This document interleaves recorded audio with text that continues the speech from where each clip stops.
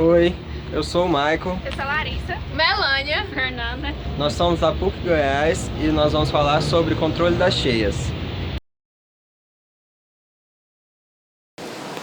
Em relação à chuva, a cidade de Goiânia ela possui dois períodos definidos, que é um seco, que vai de maio a setembro, e um chuvoso, que vai de outubro a abril, que é um período em que ocorrem as chuvas torrenciais, provocando inundações, que podem ser naturais ou provocadas pela urbanização.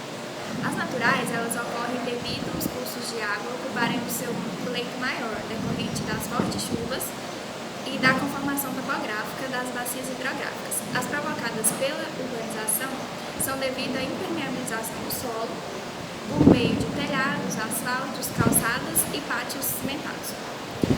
A impermeabilização do solo, decorrente da ocupação urbana, ela altera o ciclo hidrológico e resulta em aumento de enchentes urbanas e da degradação da qualidade das águas pluviais.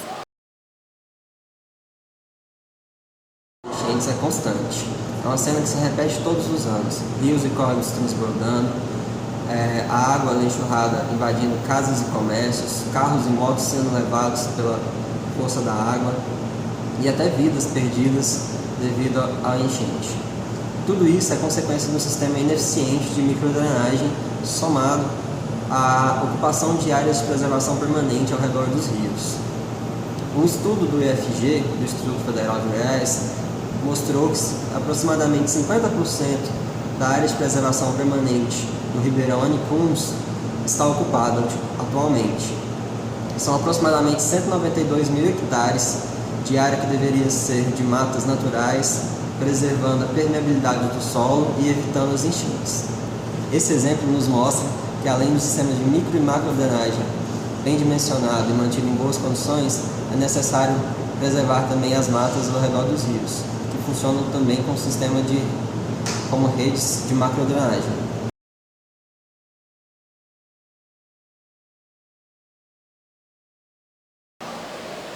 A drenagem urbana tradicional, ela busca afastar as águas derivadas de precipitações o mais rápido possível, buscando reduzir esse volume de água que é referente ao escoamento superficial e, por consequência, reduzir a probabilidade de enchentes, são utilizados os pavimentos permeáveis.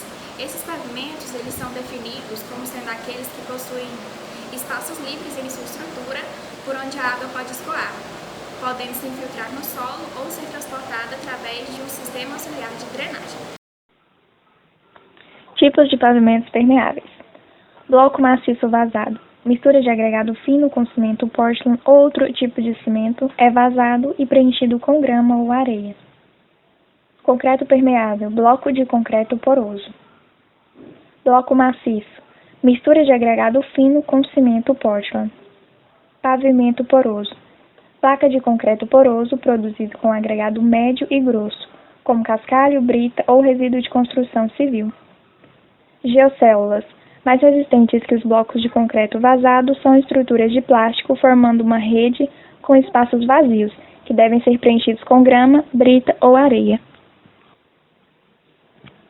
Os revestimentos permeáveis devem ser construídos sobre uma camada de areia, camada de assentamento, uma base de material particulado, brita e uma manta geotêxtil, que é um tecido não permeável que, quando associado com o solo, tem a capacidade de drenar, filtrar, reforçar e proteger.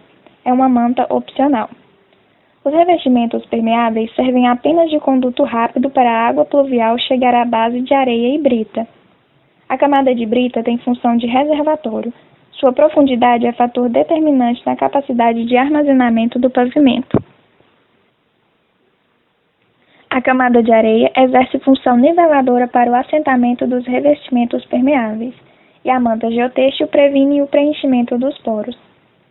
O uso ou não de drenos para a saída de água é definido de acordo com a infiltração do solo. Em solos não compactados, onde a capacidade de infiltração é favorável, a água é capturada em sua base e infiltra-se lentamente no subsolo. Já em áreas de baixa permeabilidade, os drenos são construídos para possibilitar a saída de água para a rede pública de drenagem.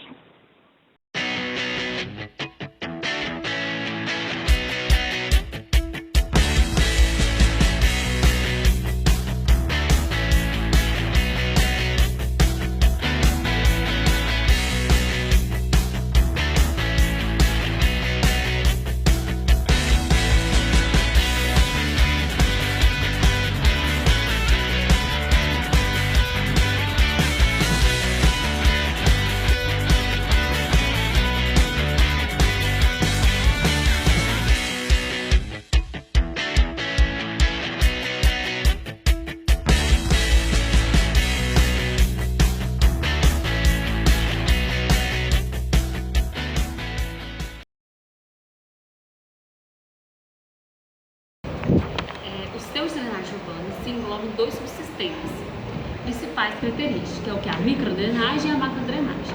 Por microdrenagem, pode-se entender que o sistema de microdrenagem, ele recebe o que? Destinado a receber as águas das chuvas, que é vinda de construções como lotes, ruas, praças, entre outros. Uma área urbana de microdrenagem, ela é essencialmente definida por quê? Pelos traços das ruas. O bom funcionamento de microdrenagem depende essencialmente da execução das obras como pavimentos, das ruas de sarjetas, galerias e águas pluviais. Além de manutenção permanente, como a limpeza de desobstrução das bocas de lobos, galerias e anos às épocas chuvosas, tem que ter essa limpeza, né? Vou falar um pouquinho sobre sarjeta. O que é uma sarjeta? É um canal triangular, longitudinal, destinado a coletar e conduzir as águas superficiais de taxas pavimentas, de vias públicas, de boca de lobo ou sarjetão. Boca de lobo é uma estrutura hidráulica destinada a captar as águas superficiais, constituindo uma caixa de alvenaria ou pré-moldada de concreto localizada sobre o passeio ou sobre a sarjeta. No primeiro caso, o que é o primeiro caso da água de lobo? Ela capta as águas das superfícies através da abertura de via dominada de chapéu. No segundo caso, capta as águas superficiais por meio de uma grelha de ferro fundido. Tem as galerias também. As galerias são o quê? São condutos destinados ao transporte das águas, captadas na boca colhedoras até o ponto de lançamento, tecnicamente denominadas de galerias, tendo em vista serem construídas com um diâmetro.